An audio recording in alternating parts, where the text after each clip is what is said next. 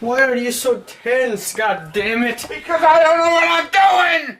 Calm down. Hello everybody, it's Philly Kuts with a special, actually I want to call it an anticipation video of the Manny Pac-man Pacquiao versus Juan Manuel Marquez 4, December 8th at MGM Grand Garden in Las Vegas. I gotta say, when I was thinking about who Pac-Man was gonna fight next, that this has really turned out to be the best case scenario. Why? Well, let's run through the three opponents, beginning with Bradley, and then Cotto, and then Marquez. Those were the three fighters that were being courted and being negotiated by Camp Pac-Man. First of all, Bradley, Pac-Man so clearly dominated that fight that you have to be delusional, or you can't be from planet Earth, or Earth, to think that Bradley even won that fight.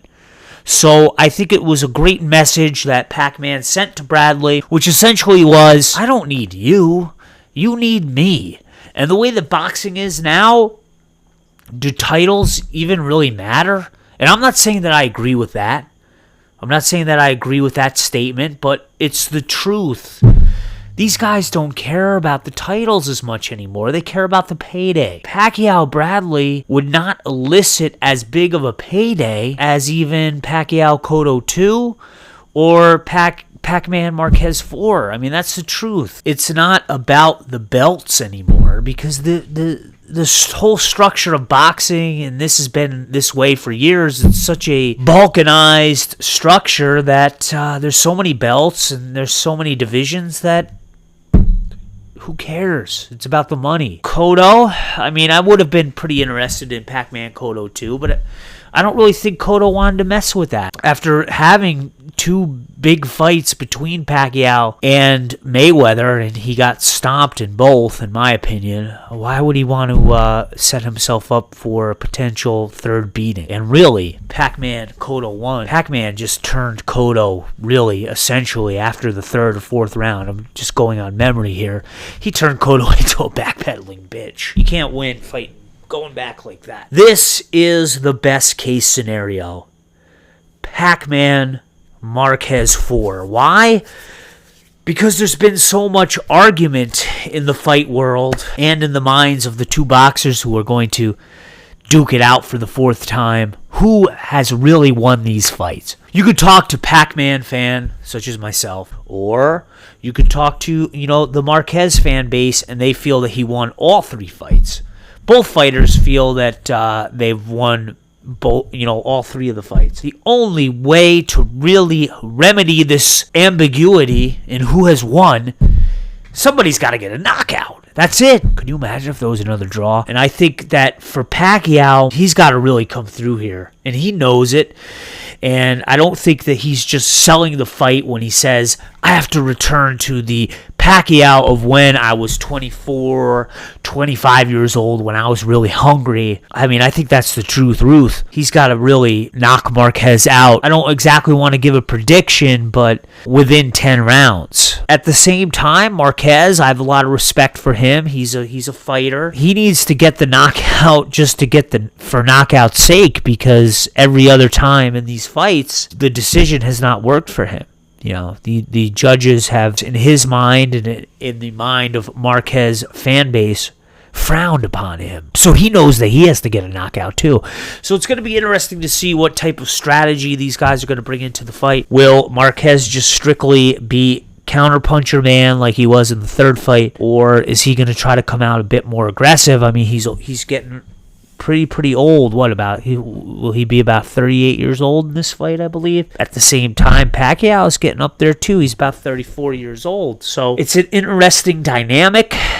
And for me as a fight fan, especially as a Pacquiao fight fan, ideally, of course, I would want to see Pacquiao Mayweather. Of course, everybody does, but we know how that's going. I think that this was the next best fight to have. It really is. I mean, Bradley, come on, dude. You're a fake champion. It was a fake win.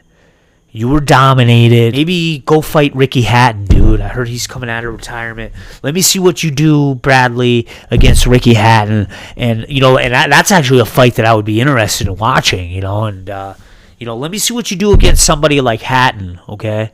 That Pacquiao, base knocked in 2 rounds and just was done with him, okay? I don't know why people are getting so upset about this fight. It's about time that we've had a high-profile fight go beyond a trilogy. In history, off the top of my head, the biggest rivalry to go more than 3 fights would probably have to be Sugar Ray Robinson against Jake LaMotta, which went about 6 fights. And I think LaMotta, I'm just going strictly off the top of my head here, I think LaMotta might have won once, but he was never knocked down by Robinson, who won about 5 of those fights. I may be wrong. Someone correct me. I'm going to have to wait to give a full assessment as to what strategies need to be employed, between these 2 fighters. I got to watch the HBO 24/7s and things of that nature. I'm excited already, and what's wrong with a long-standing rivalry?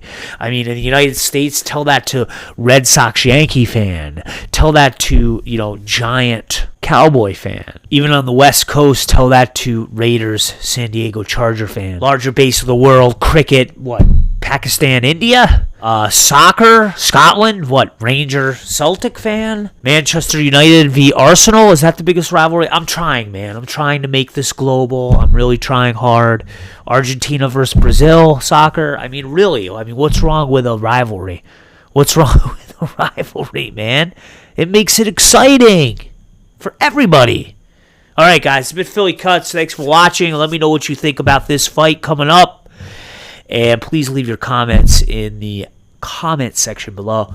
Thanks for watching. I'm Philly Kuts. I'll have more boxing videos to come in the future. So thanks for watching. Peace.